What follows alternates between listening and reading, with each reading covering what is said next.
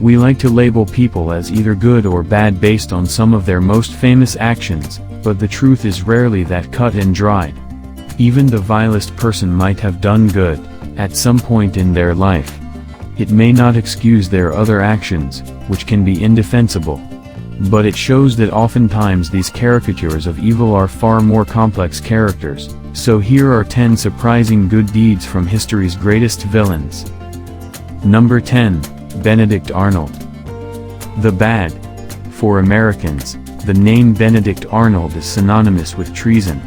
For everyone else who might not have heard of him, Benedict Arnold was a Revolutionary War general who initially fought for the Americans but switched sides in 1779, plotting to surrender West Point to the British. Although his plan was discovered and Arnold wasn't successful, he eluded capture, living a long and happy life in England.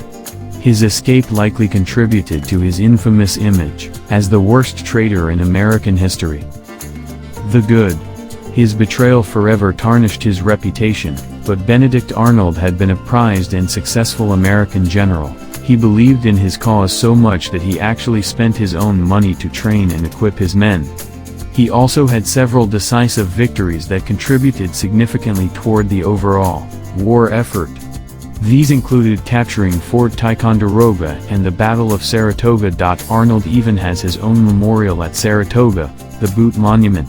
It has the distinction of being the only war memorial in the U.S. that omits its honoree's name. The inscription states, "In memory of the most brilliant soldier of the Continental Army, who was desperately wounded on this spot, winning for his countrymen the decisive battle of the American Revolution." Number 9. Fred Phelps. The bad. Fred Phelps was head of the Westboro Baptist Church, a self-proclaimed religious organization that many instead label a hate group. It's also unofficially named the most hated family in America since the group mainly comprises Phelps's own family members. They gained notoriety for protesting the funerals of soldiers and for their motto, "God hates fags," which they shout at every opportunity. The good.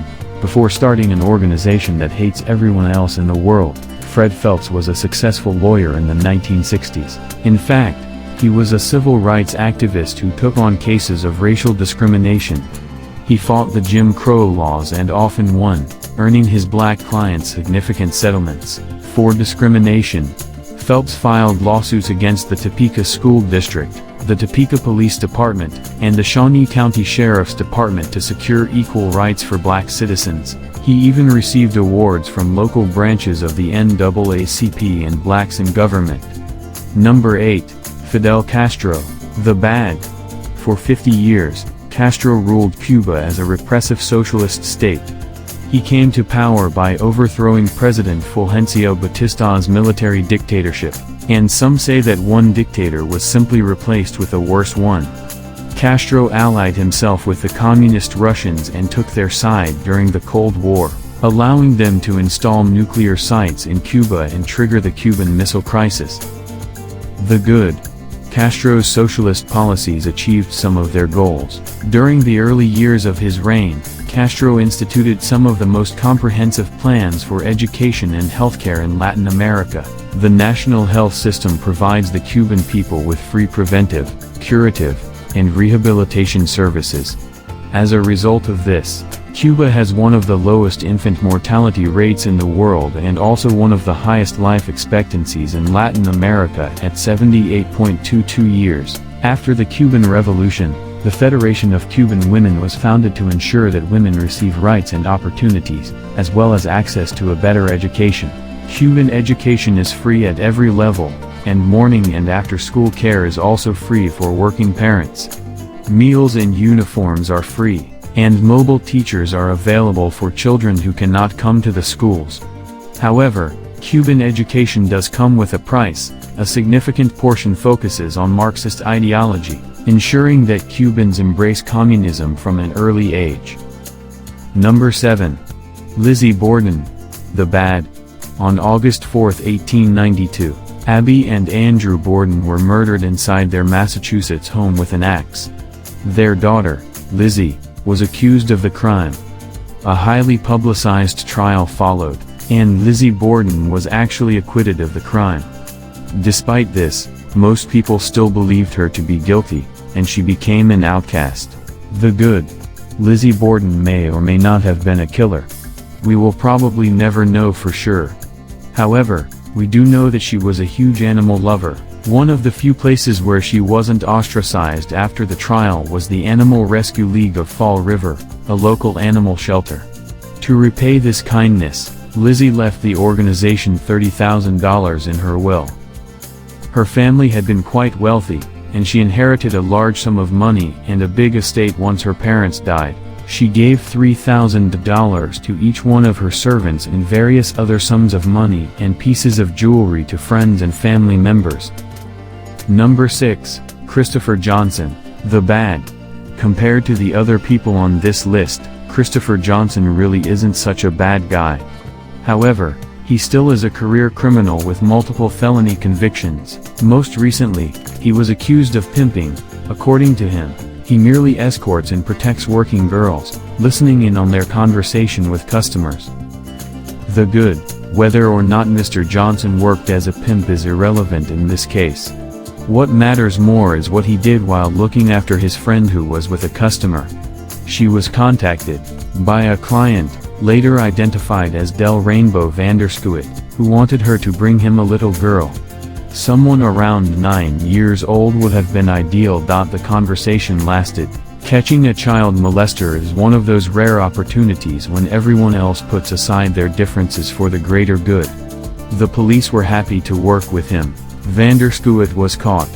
He'd already done time in jail for sexually assaulting a child in 1993, so there's a very good chance that Christopher Johnson saved a little girl that day. Number 5. Bartolomeu Português, the bad.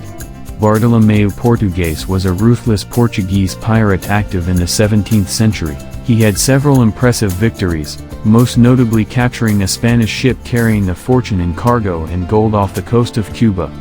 He hasn't been written about extensively, which is one of the main reasons that he isn't particularly well known today. The good. Bartolomeu's most significant contribution to the world of piracy was the Pirate Code, a rulebook he introduced with the goal of bringing order and proper behavior to a previously uncivilized arena. This code was surprisingly strict. For example, the infamous Blackbeard's Code stated that any attempt to rape a woman was punishable by death. Any pirate who lost a limb in combat would receive fair compensation. Number 4. David Berkowitz, the bad. One of the most notorious serial killers in American history, David Berkowitz, aka the Son of Sam, terrorized New York in the 70s, killing 6 people and wounding 7 others on a year-long killing spree. Also known as the .44 caliber killer, the good. In jail, Berkowitz became a born-again Christian. That alone doesn't say much. It's pretty hard to tell when a criminal feels genuine remorse for his actions, and good intentions don't bring victims back from the dead. It appears, though, that Berkowitz really is a different man. A more substantial development came in 2005, when Berkowitz sued one of his former lawyers, Hugo Harmatz. Harmatz had several items of Berkowitz's, including old pictures and letters, and was planning to publish a book with them. Berkowitz was only willing to give permission for the book if the profits went to his victims' families. Number 3. Jim Jones, the bad. Jim Jones led the People's Temple, an American religious cult that later moved to Jonestown in Guyana. There, in 1978, over 900 of its members committed mass suicide. Over 300 of them were children. Before this, Jones's group murdered 5 people, including a congressman investigating them. The good. Like Fred Phelps, Jones spent the first half of his life fighting discrimination of African Americans. From an early age, Jones was a sympathizer with the plights of the black community despite, or perhaps because of, his father's ties with the KKK. In fact, one of the main reasons that Jones started his own church was the disappointment he felt with segregated churches. In 1960, Jones was appointed director of the Human Rights Commission of Indianapolis. He spent his time integrating many prominent establishments such as churches, hospitals, restaurants, an amusement park, and the police department. Number 2. Saddam Hussein. The bad. Saddam Hussein was probably once the most feared man in the world. Technically the president of Iraq, the butcher of Baghdad really ruled as a dictator and showed incredible brutality toward anyone who opposed him. The good. Before he was president, Hussein was vice president and still wielded a lot of power and influence. One of his biggest projects was education. He started the national campaign for the eradication of illiteracy, providing free and compulsory education for all residents. Iraq began providing social services that were almost unprecedented in the Middle East. Farmers received subsidies, and the entire agricultural industry was mechanized and modernized. Soldiers' families received support, and the government instituted a new public health system that granted free hospitalization for all citizens. This work earned Saddam an award from the United Nations Educational, Scientific, and Cultural Organization, UNESCO. Number 1, Caligula. The bad. At this point it's hard to distinguish fact from fiction, but it is said that Caligula was one of the most sadistic and depraved rulers in history. His perversity and cruelty have been the focus of all historians who talked about him. The good.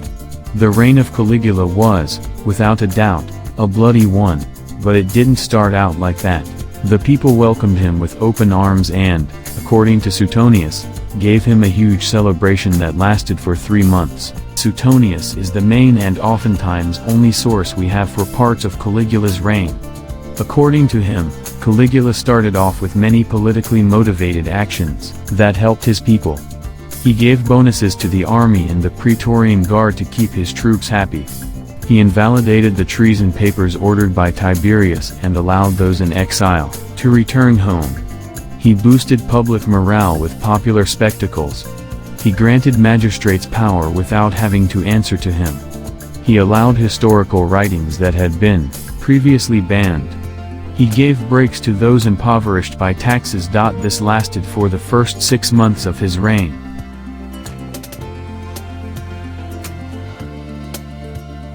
If you enjoyed watching this video, please subscribe to Facts Detective and click the bell icon to be updated for the upcoming videos.